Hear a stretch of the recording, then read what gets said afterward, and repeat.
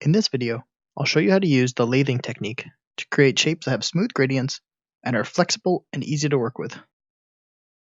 First thing you want to do is draw a circle.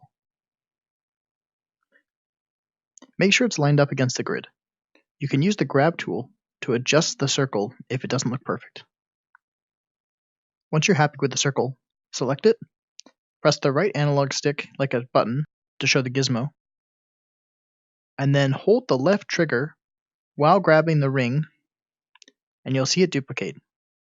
Drag it out a little bit, and then hit the redo key on your right controller by pressing the analog stick to the right to copy it into a full circle. You'll notice in my case, there are small gaps. You can fix these gaps with the thickness tool. This circle is made of lots of individual strokes, so by coloring it, you get a smooth gradient. You can also grab and distort it quite easily.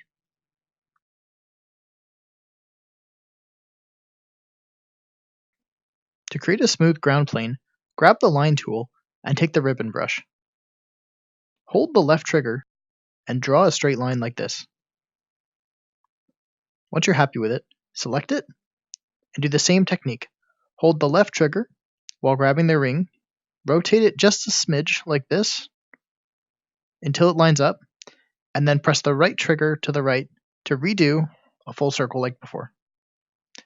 Once you have this full circle, you have a dense mesh that you can recolor like this.